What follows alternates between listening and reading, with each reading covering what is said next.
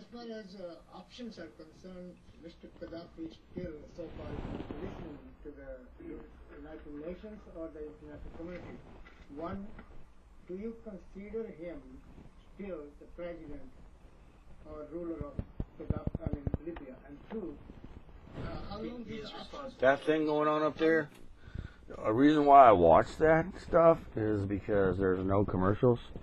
You know, they're trying to give me all kind of pills and medicines and sell me insurance, you know, for cars in my house and or in case there's an earthquake or tornado, and they want to insure my kids and sell me food insurance even, you know, pet doctors. It just goes on the list. So I'd rather watch something that doesn't have commercials. But what they were talking about for the last 2 hours before Libya was this panel has been out there for 2 years to make sure that all the TARP money was spent properly. That's kind of like asking a thief if he's spending his money wisely. But anyways, I come to these conclusions and I needed to produce it before I forget it because I'm kind of senile. So basically it's a track record on this TARP money. You know, I've discovered that that big oil spill that occurred off the coast of Arizona not that long ago, you know, the whole lobster industry was trashed. Well, I found out where these lobsters came from, okay? Like for the last 50 years, they've been importing the lobsters from around the world. All over the world, they gather up all the lobsters and they're actually stocking the ocean off the coast of Arizona with lobsters. And if it wasn't for the fact that we were stocking it, there wouldn't be any lobsters there. It wasn't due to the oil. It's just the oil kind of like prevented them from stocking the waters for a period of time, which allowed us to discover the fact that they are stocking them. Okay? They've been doing it for 50 years. The world is getting tired of it. They don't want to send their lobsters over here to stock an ocean so that we can then catch the lobsters with our lobster boats and then sell them back. I just recently got back from the Green Lobster where I ordered a steak and lobster dinner. And the steak was wonderful. And I looked down, the lobster was paper. It wasn't even a real lobster. And I called the waitress over, you know, and I said, you know, where's my lobster? You know, this is just a piece of paper. I can't eat that. And she told me, well, that's the new system. You know, we had systemic risk with real lobsters, so we've converted over this paper, and it's much better. You know, it has DNA on it. It's genetically designed in such a way that you can get nutrition from it. I'm like, no, get out of there. I'm not going to even pay for that meal. And then I went down to the bank, okay, and I handed the bank teller a dollar bill and said, please give me gold in exchange for this dollar because I don't want these dollars anymore. And the teller was shocked. It's like, because I wanted gold. I didn't want the dollar bill. I wanted the gold that note represents.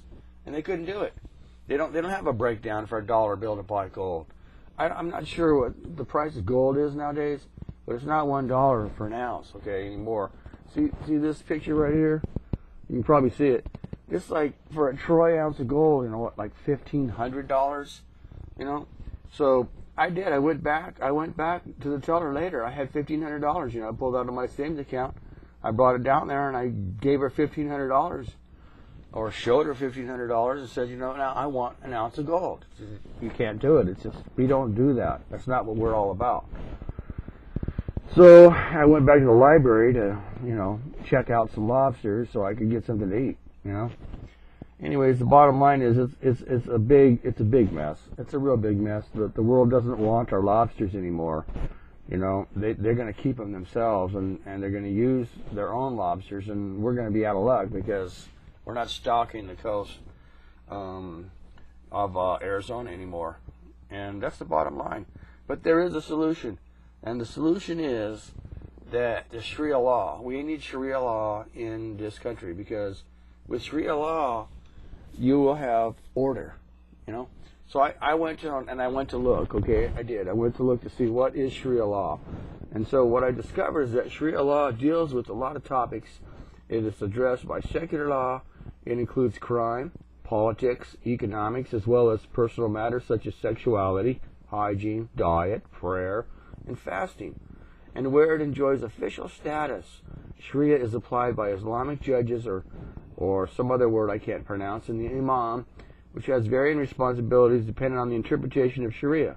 While the term is commonly used to refer to the leader of communal prayers, the imam may also be a scholar, religious leader, or a political leader.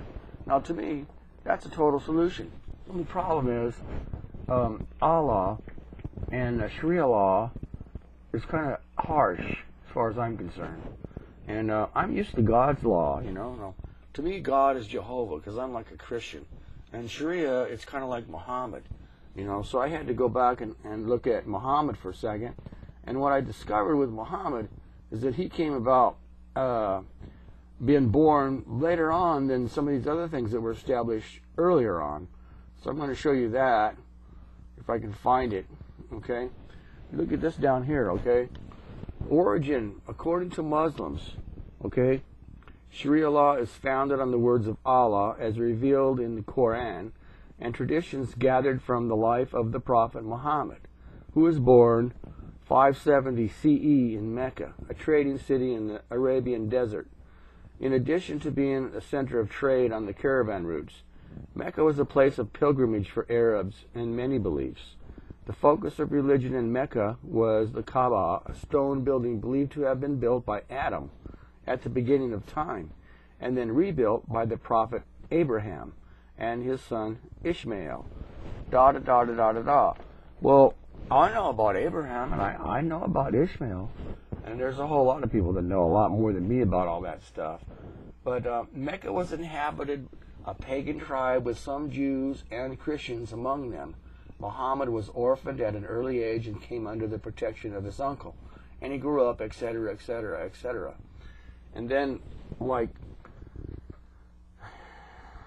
Islam came into being after that. The Islamic calendar starts with the year 622 AD, when Prophet Muhammad and his companions were forced to flee Makkah for Medina. This was known as these other words I can't pronounce.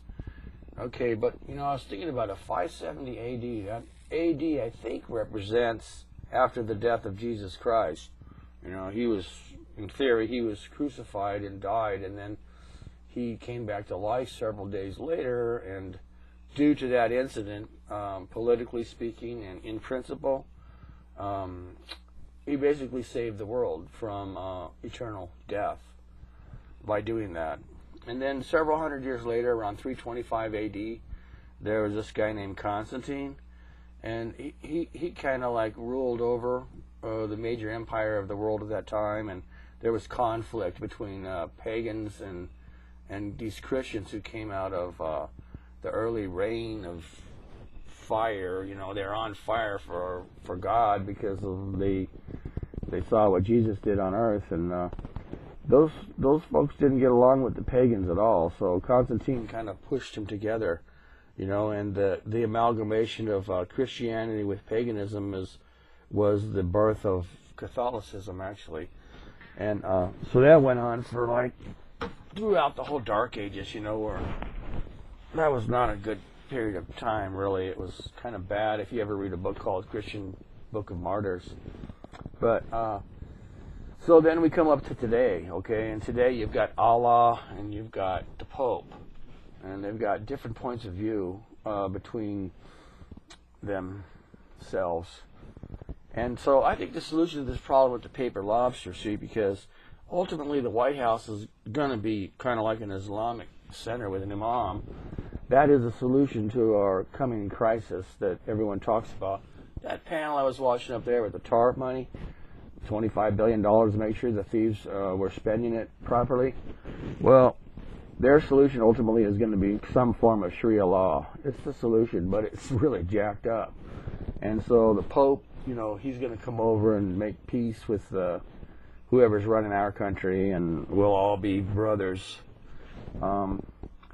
And that actually is going to instigate the Antichrist, you know, unfortunately.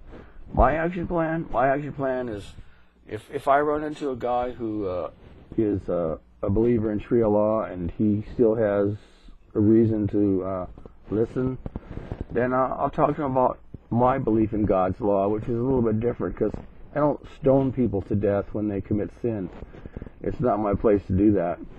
And we'll probably have a difference of opinion, but if we come to an agreement, okay, we will participate in the end of this world and the end of the Antichrist, and see the return of the Son of God without dying.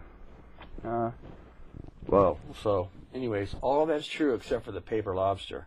The paper lobster really is nothing more than a piece of paper that represents gold that you can't put your hands on. And that's it. So, until the end of the world, stay tuned for next week.